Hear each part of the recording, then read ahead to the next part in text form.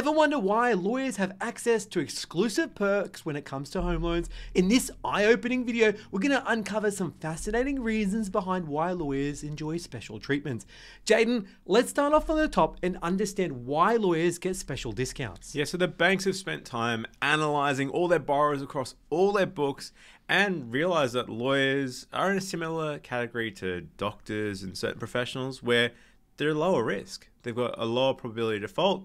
I didn't make that decision, the banks did, but because of that, they say, yeah, we consider lawyers someone that we want to give special discounts to and certain privileges. Now, how much can lawyers get? So if they do get special discounts, what can they do? Yeah, so potentially, the main thing is the lender's mortgage insurance waiver. So for most people, for you and I, we have to pay lender's mortgage insurance when we have less than a 20% deposit or less than 20% equity in a property. With a lawyer, it's kind of like doctors where the banks say, hey, you're low risk, you're probably not going to default, maybe, who knows. We can allow you to have a minimum of a 10% deposit. In some cases, even a 5% deposit if you're a lawyer, just because you studied the bar and you've got certain qualifications, which we'll get into in a sec. Now, the key here is that most lenders are open to lending up to 90%, some up to 95% with no mortgage insurance. Later in the video, we're going to run through some things and pitfalls you need to be aware if you are looking at putting down a 5% deposit. Now, you can also look at lending options with a lend up to 105% with a guarantor. So that's another thing you can do. But Jaden, let's talk through what the benefits are of being a lawyer. Yeah, so other than having a really big HEX bill and, being able to charge a lot if you get high up in your practices, you potentially get the lender's mortgage insurance waiver, like I said. The banks will also look at your income a little bit differently. So if you're a partner in a practice, then you've got a bit of a different income structure. It's through a trust, for example. So the banks are more willing to look at this and say, well, what's Nathan's distribution as a partner? If you're a junior lawyer, they'll potentially accept if you have one payslip where your income's increased really quickly over a short period, you might be a graduate, and they've quickly put you on, the next stage as an associate, etc. The banks will use just one payslip to validate your income, whereas some other jobs, if you're, getting overtime, different things, they might want 3 months. So yeah, there's a couple of extra privileges there that they understand, hey, you're a lawyer and we have to accept that. And most importantly, they do give you additional discounts. So on your mortgage application, when you're applying, you also get extra benefits for lower rates and better sort of outcomes. Now, Jaden, what are the requirements? What are their income requirements to qualify for this? What are the things we need to be aware of? So the minimum generally across the board is a practicing certificate from your state or your legal body. So if you, from Law Queensland and different things, they need that to have, to accept you.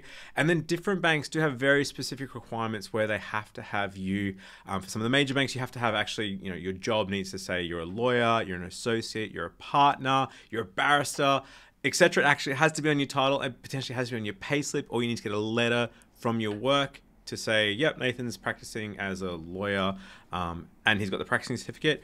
There's a couple of banks that are okay with this. So where we see this a bit different, you might be special counsel, you might be not acting in the capacity as a lawyer, you could be working for Rio as a general manager. I had a client that did this who said, I've got my practicing certificate, but I don't really practice law day to day.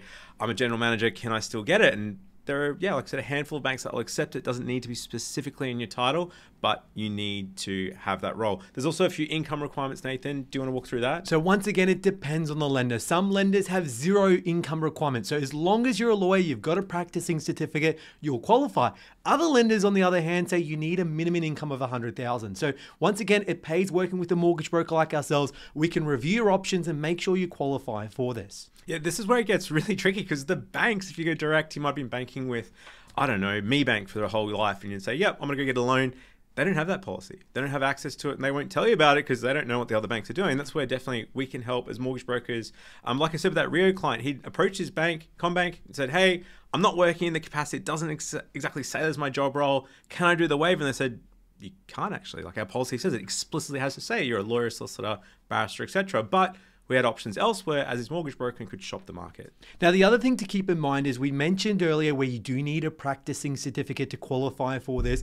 In some government agencies, there's actually no requirement to have that certificate. So as long as you're in a capacity such as in a government agency working in the legal frame and you've got a background in law where you can get a practicing certificate, but you don't have one at the moment, we can also get that passed. So don't worry if you are working for a government agency and it's not required to have a practicing certificate. certificate, because in a lot of times we have had clients that have been in the exact same circumstances and we can still get the mortgage insurance waived. Yeah, so also let's go through purpose now. So the common one is, you're buying a home to live in, you want to do a 10% deposit because you want to get in the market, get quicker, and you might not fit within some of the government guarantee schemes. So the common one is the home guarantee scheme.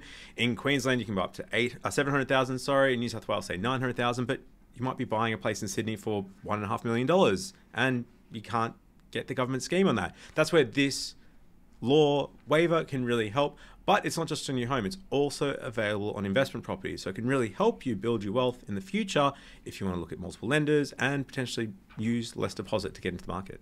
And remember to like, share, and subscribe if you find value in these videos, because it does really help out the channel. And a big thank you to all our subscribers for your support. Inspires us to create more content. We hope you enjoy. So Jaden, we've talked about some minimum requirements in that you need your practicing certificate, in that you need sometimes minimum incomes. What happens if your spouse is purchasing the property in their name? Because we see in a lot of cases in lawyers' situations, they try and protect their asset, and sometimes they'll purchase a property with their spouse, but the property will be in their spouse's name only, but they'll be both on the loan. Is that something that can be done? So generally the banks have pretty strict rules around what they call co-borrowing. So if Nathan and I are borrowing together, we're both on the loan, but Nathan's buying a property that he's going to live in, I'm not going to live in, I don't get a benefit. So the bank's not going to give us a loan in that case.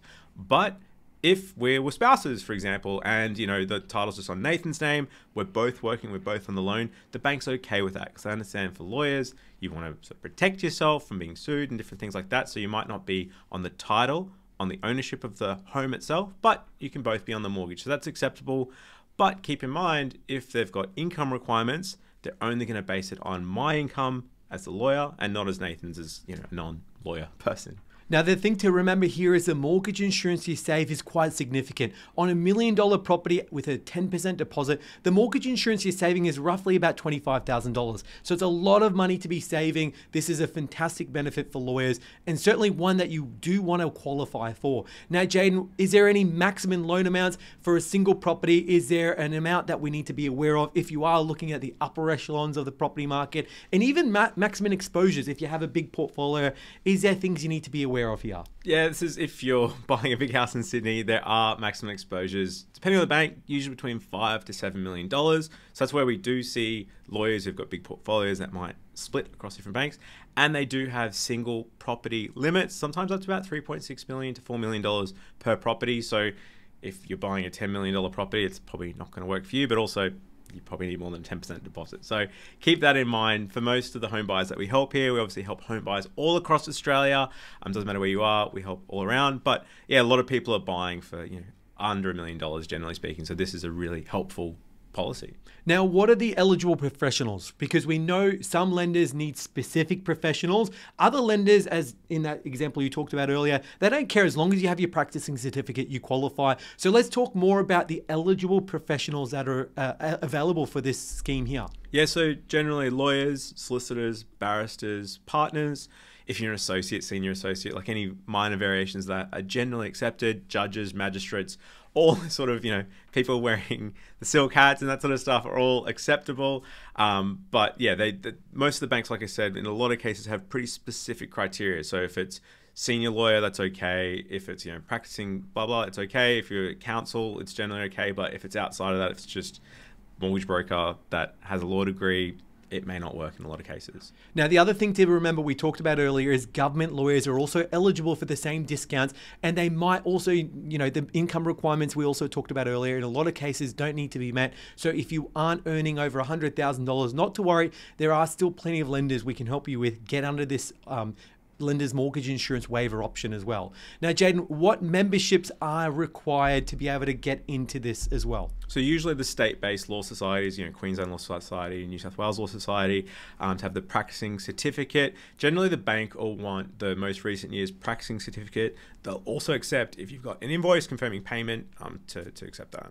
Now, we talked about your spouse owning a property and being able to do that and purchase it where you're not on the title and still be able to get the mortgage insurance waiver. What if you don't need the mortgage insurance? If you're just borrowing up to 80% as a lawyer, do you still get the special discounts we talked about earlier? It probably just gives you more options because not every single bank across Australia can offer this lender's mortgage insurance waiver, like I said before in the Me Bank example. So the 80% potentially gives you other options outside of those lenders, but in the case of these waivers, the banks do tend to give you better discounts because they do see, well, Nathan's a lawyer at 80% versus a mortgage broker at 80%. They see the lawyer's lower risk and give you better rates. A common reason, we might see people potentially refinance, not at 80%, at 90%, is for divorce, is for separation. You might be paying out an ex-partner. You might be restructuring your loans, trying to change interest only and that sort of thing. So that's where potentially you might refinance. You might not be able to refinance at 80% because the property value's gone back. So these schemes can be very helpful because it helps you avoid lender's mortgage insurance. And remember to like, share, and subscribe to stay informed with all things property and finance. Jaden, what about if you're a permanent resident? Are you eligible for these mortgage insurance waivers as a lawyer? Yeah, it depends on the permanent residency type, but generally speaking, permanent resident Australian citizens are treated the same across the lenders. So as long as you're working, you're living in Australia, you're earning Australian dollars, you're a member of those Australian-based law societies, then you would be eligible for these waivers. Now, guys, here at Hunter Galloway, we're a mortgage broker and deal with people Australia-wide. So if you are a lawyer and you're looking for assistance with finance, we can help. Call us on 1300 088 065 or visit our website, huntergalloway.com.au. We'd love to help. Guys, as always, thanks for watching and we'll see you next time.